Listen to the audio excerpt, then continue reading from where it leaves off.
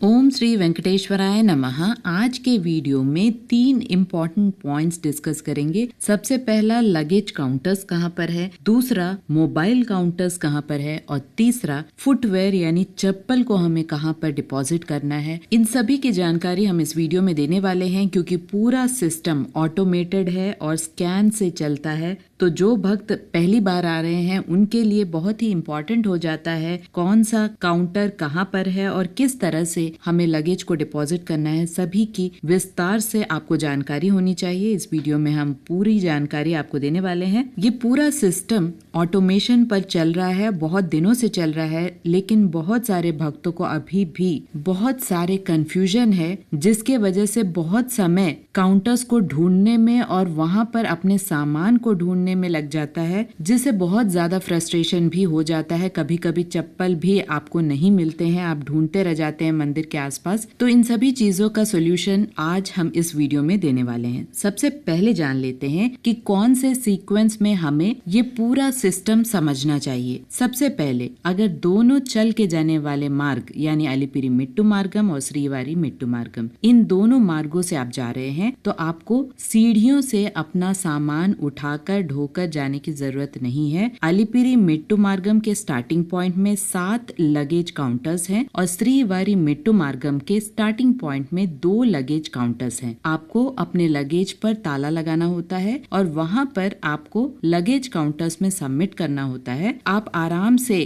Counters पे luggage submit कर कर सीढ़ियों के रास्ते आप जा सकते हैं और सीढ़ियों के रास्ते खत्म होने के बाद आपको फिर से डिलीवरी काउंटर्स मिल जाते हैं। आप वहां जाकर टोकन दिखाकर अपना लगेज फिर से कलेक्ट कर सकते हैं। तो ये फ्री सर्विस है एक्चुअली, जो कि संस्थान देता है, जहां पर लगेज को तिरुमला तक संस्थान के व्हीकल्स तक पहुंचाया जाता है। तो यहाँ ध्यान दें, आपको बैग्स में ताला लगाना है। इसके साथ साथ कोई भी बहुत वैल्यूएबल प्रोडक्ट्स यहाँ पर आपको लगेज में नहीं रखना है। इसके साथ साथ आप मोबाइल को भी कैरी करें, क्योंकि टेम्पल यानी मंदिर के बाहर तक आप मोबाइल कैरी कर सकते हैं। क्यू लाइन के एंट्री पॉइंट के पहले तक आप मोबाइल कैरी कर सकते हैं। वहां पर जैसे ही क्यू लाइन के लगभग थोड़े डिस्टेंस के बाद में आपको मोबाइल काउंटर्स दिखाई देंगे। आप वहां पर अपने मोबाइल्स को सबमिट कर सकते हैं। तो लास्ट में मोबाइल को सबमिट करें या कोई भी इलेक्ट्रॉनिक डिवाइसेस को लास्ट में सबमिट करें। सबसे पहले आप लगेज सबमिट करें, उसके बाद चप्पल सबमिट करें, उसके बाद ही आप मोबाइल या कोई भी इलेक्ट्रॉनिक डिवाइस को लास्ट में सबमिट करें। इसका एक रीजन है, उसे हम आराम से समझते हैं। सबसे पहले चल के जाने वाले मार्गों का ये प्रोसीजर है। अब बारी आती है ऑटोमेशन की। यहाँ बता दे कि लगेज का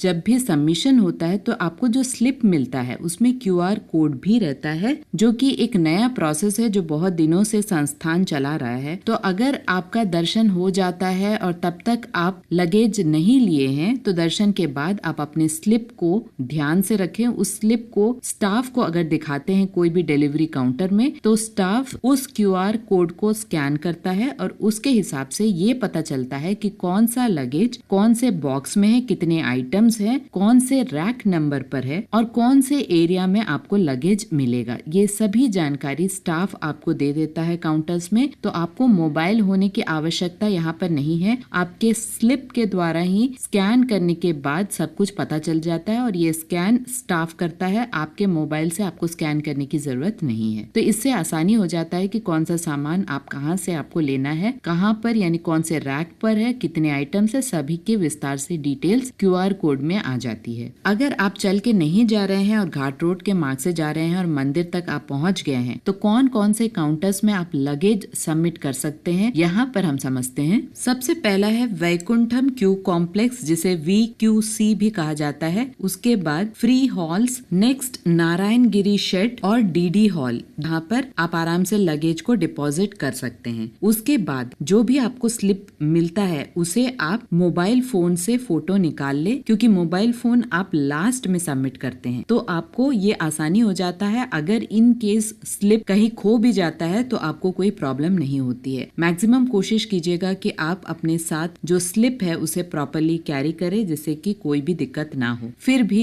सेफ्टी के लिए आप उस स्लिप का फोटो निकाल सकते हैं और उसके बाद दर्शन होने के बाद जहां से आप डिलीवरी लेते हैं वो भी कुछ काउंटर्स हैं जिनके नाम है PAC4, GNC, MBC और TBC। तो यहाँ पर आप आसानी से अपने लगेज को ले सकते हैं। अगर आप कोई एक काउंटर में जाते हैं और वहां पर अपना स्लिप दिखाते हैं तो स्टाफ आपका स्लिप स्कैन करके आपको बता देता है कि कहां पर आपका लगेज है और कौन से काउंटर्स में आप उस लगेज को ले सकते हैं। नेक्स्ट जो प्रोसीजर है, आप अपने फुटवेयर यानी चप्पल को कहां पर रखना है आपको उसे भी आपको प्रॉपरली सेलेक्ट करना है, क्योंकि यहाँ बता दे मंदिर के चारों तरफ यानी जो 4 माड़ वीधि है वहां पर आप चप्पल से नहीं जा सकते हैं। तो मंदिर के बहुत आगे ही आपको चप्पल भी सबमिट करना है और न्यू प्रोसीजर के हिसाब से चप्पल का भी स्कैनिंग हो रहा है और चप्पल में भी आपका QR कोड लग जाता है, स्कैन हो जाता है। तो यहाँ पर जो 3 मेन सेंटर्स हैं वो सबसे पहले वैकुंठम क्यू कॉम्प्लेक्स यानी VQC, उसके बाद अन्न प्रसादम केंद्र के पास में और तीसरा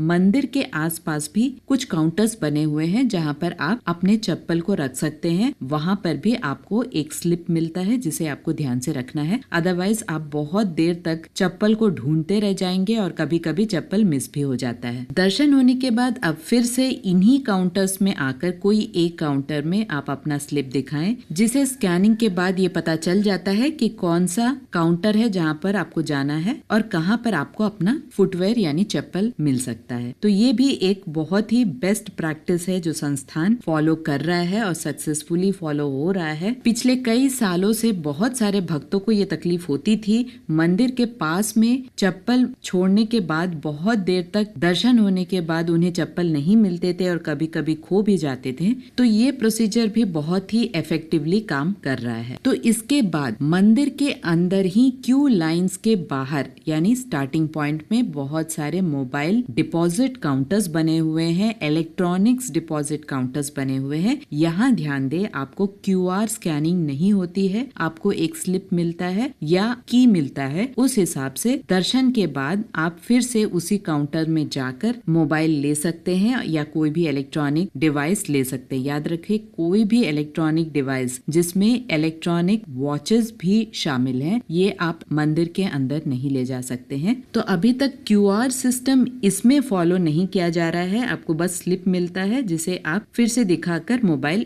ले सकते हैं। तो इसे आप लास्ट में सबमिट करें जिससे कि आपको आसानी हो और आप फुटवेयर में जो स्लिप मिला है उसका फोटो ले ले और लगेज में जो स्लिप मिला है उसका फोटो अगर आप ले लेते हैं तो आप सेफ रहते हैं और आपका अगर टोकन खो भी जाता है तो आपको कोई भी तकलीफ या दिक्कत वाली बात नहीं होती है। यहाँ ध्यान दे, जितना हो सके आप सभी लगेजेस को छोटा सा ताला जरूर लगाएं और अगर आप तिरुपति में स्टे कर रहे हैं तो अपने होटल में ही जो सामान है उसे रख लें, उसे कैरी ना करें। मोबाइल्स को अगर आप कैरी करना भी चाहते हैं तो मंदिर के अंदर तक क्यू पॉइंट्स के बाहर यानी एंट्री पॉइंट तक आप ले जा सकते हैं। वहां पर काउंटर्स बने हुए हैं, वहां डिपॉजिट करने के बाद आप आराम से मंदिर के अंदर जाकर दर्शन कर सकते हैं। तो ये पूरा प्रोसीजर बिल्कुल सिस्टमैटिक है और यहाँ पर एक रियलिटी भी मैं बताना चाहती हूँ। बहुत बार बहुत सारे भक्त ये कंप्लेन करते हैं कि कभी कभी काउंटर्स में पैसे भी पूछा जाता है स्टाफ के द्वारा, तो एक्चुअली ये अलाउड नहीं है, ये सारे फ्री सर्विस हैं। लेकिन अगर कोई पैसा मांगता है तो आप उसे नोटिस में लाएं और आप चाहें तो कंप्लेन भी कर सकते हैं। लेकिन ये पूरा सर्विस जो है ये बिल्कुल फ्री सर्विस है जो संस्थान दे रहा है, लेकिन कहीं कहीं प्रॉब्लम आती है। लेकिन ओवरऑल अगर आप देखें तो काफी ऑटोमेटेड और प्रॉपर सिस्टम चल रहा है तिरुपति में और तिरुमला में, कोई भी दिक्कत वाली बात नहीं है। आशा करती हूँ ये सारे इन्फॉर्मेशन आपके लिए इन्फॉर्मेटिव रहा होगा। अगर आपको इन्फॉर्मेशन अच्छे लगे तो लाइक, शेयर एंड सब्सक्राइब जरूर कीजिएगा। ओम श्री वेंकटेश्वराय नमः।